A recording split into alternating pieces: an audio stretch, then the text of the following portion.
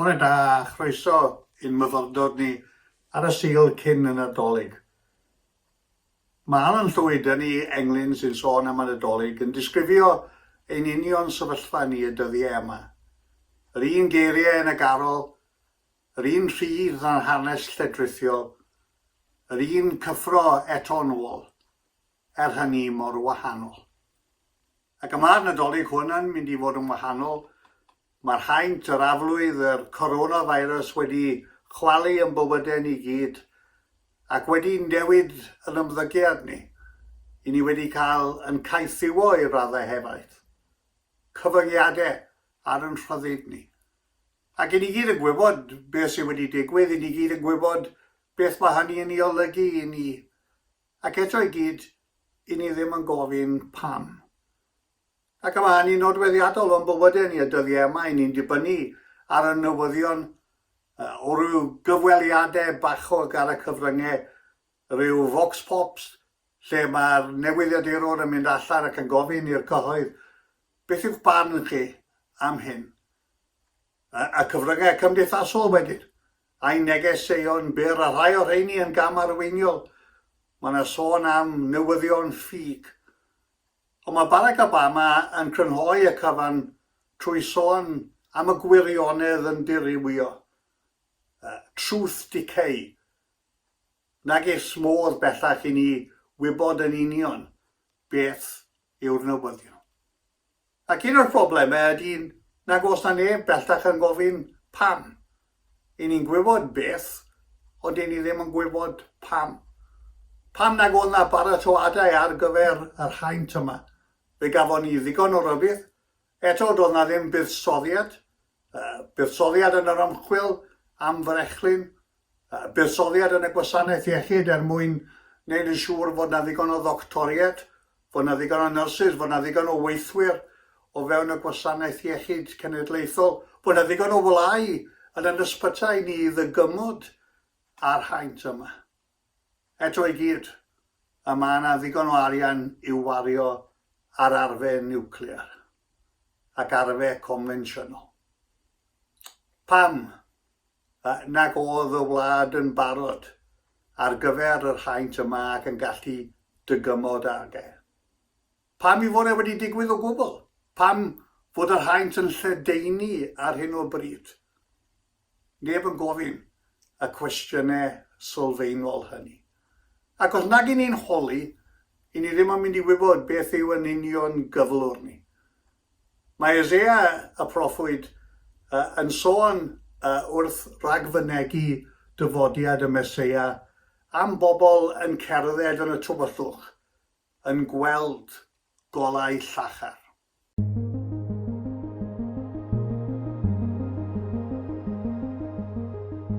Y bobl oedd yn rodio mewn tywyllwch a welodd o leini mawr.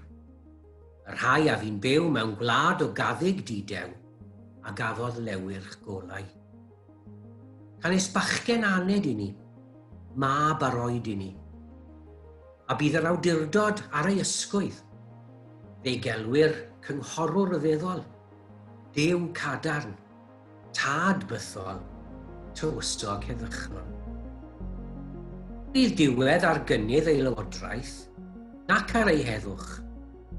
I orsedd Dafydd a'i frenhiniaeth yw sefydlu'n gadarn a barn a chyfiawnder, o hyn a hyd byth. Bydd sel arglwydd y lluoedd yn gwneud hyn. Roedd y bugeiliaid yn gwylio eu praidd ar lethrau Bethlehem. Pobl oedd yn byw bywyd caled, bywyd anodd, clodion, pobl nag oedd ganddyn nhw unrhyw statws yn y gymdeithas. Ac eto i gyd, fe glywon nhw y neges gan yr angylion. Y neges da o lawenydd mawr yn sôn am ddyfodiad y Meseia. Ac fe roedden nhw'n gwybod beth i'w wneud mewn ymateb i'r neges honno. Fe roedd yn rhaid mynd i weld y baban Iesu ac fe eithon nhw a'i ganfod yn y fan honno fe a Mair ei fam a Joseph ei dad a'r baban yng nghafn yr anifeiliaid. Ac fe roedden nhw'n gwybod hefyd beth i'w wneud ar ôl gweld y digwyddiad rhyfeddol yma, yn union fel oedd yr angylion wedi ei ddisgrifio fe, oedd mynd a rhannu y newyddion hwnnw gydag eraill. Ac fe roedd y bobl oedd yn gwrando wedi ei rhyfeddu gan y newyddion. Ac un o'r bethau sy'n digwydd pan byddwn ni'n gofyn pam ydy y byddwn ni yn derbyn newyddion sydd yn rhyfeddu ni. Ond cyn am bod ni'n gallu rhyfeddu at y newyddion hynny, mae rhaid i ni ofyn y cwestiwn pam. Fe roedd yr bugeiliaid yma, y bobl dlawd yma, y bobl di-addysg yma, y bobl yma oedd yn byw y bywyd anodd peryglus yma, a bygythiad yn ei gwynebu nhw yn feunyddiol. Fe roedd rhain wedi gallu gweld a deall y newyddion mawr, y newyddion o lawenydd, dyfodiad y Meseia oedd yn mynd i newid i bywydau nhw.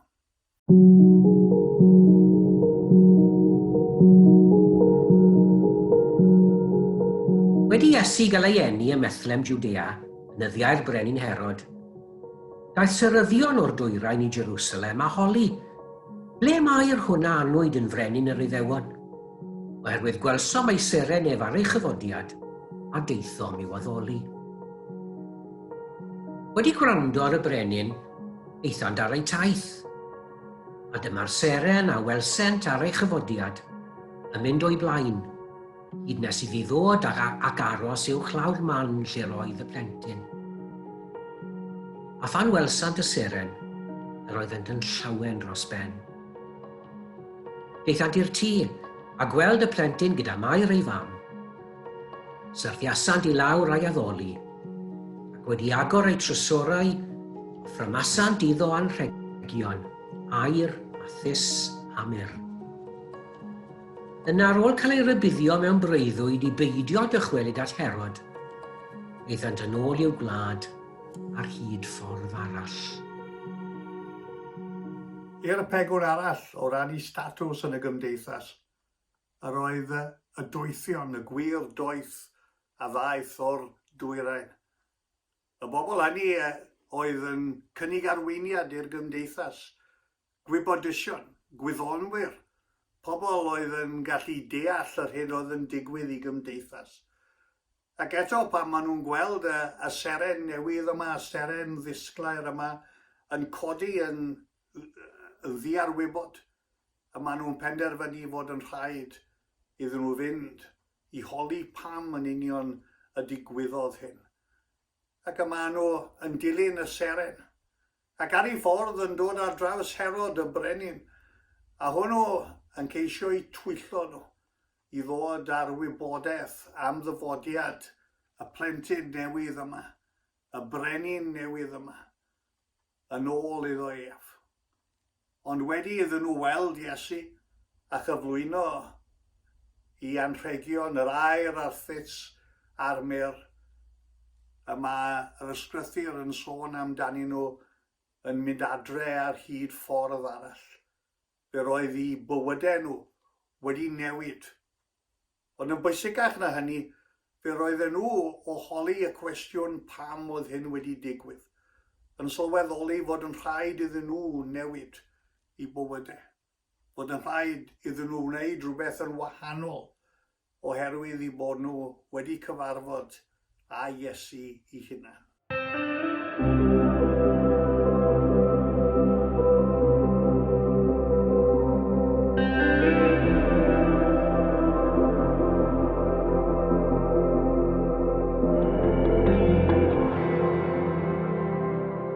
Petai ni yn gwynebu reality yn cyflwr. Reality yn sefyllfa ni heddiw a drothwy yn Nadolig yma. Fe fydde'n rhaid i ni hefyd gydnabod yn bod ni yn rhodio yn y tywyllwch. Pan ni'n meddwl am yr haint, yr aflwydd yma, y coronavirus, fe fydde'n rhaid i ni gydnabod bod ymddygiad afresymol o pobl yn gyfrifol am ei ledaeniad. A fod rhaid i ni edrych o'r newydd ar ein ffordd ni o fyw mwyn deall sut y dath yr haint yma ein plith ni yn y lle cynta. Un ffordd o wneud hynny yw rhyfeddu at y neges sy'n cael ei gyflwyno i ni ar y Nadolig. Y goleuni all ddod i fewn i'n bywydau ni. Yr angen i rannu y neges honno ag eraill. Yr angen i adael i'r neges honno lifo i fewn i'n bywydau ni a'n gorfodi ni i newid yn ffordd. A mae'r cyfle hwnnw ganddo ni unwaith eto yn y Nadolig yma. A'r newyddion pwysig a newyddion da ydy bod y goleuni yn llywyrchu yng nghanol y tywyllwch, na all y tywyllwch i drechuedd. Gobeithio y cawch chi i gyd Nadolig dedwydd iawn, y bydd na hapusrwydd o'ch amgylch chi. Y bydd y goleuni yn llywyrchu arnoch chi, ac fe fydd rhyfeddod y Nadolig yn rhan o'ch profiad chi.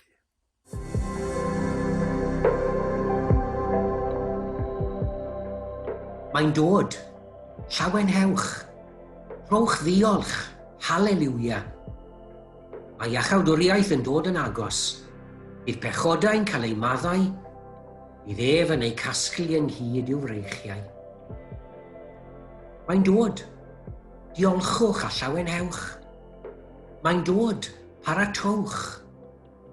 Peidiwch a chael eich dal, nefoedd newydd a deiar newydd. Peidiwch a chael eich dal yn byw yn ôl yr hen ffyrdd. Mae'n dod, diolchwch a pharatowch. Mae'n dod, gwyddoch hynny'n iawn. Clywsoch ein negeswyr, gallwch deimlo hynny yn yr awyr. Peidiwch a chadw hynny i chi eich hunan. Codwch eich llais yn gryf a gweithwch, mae'n dod. Halleluia.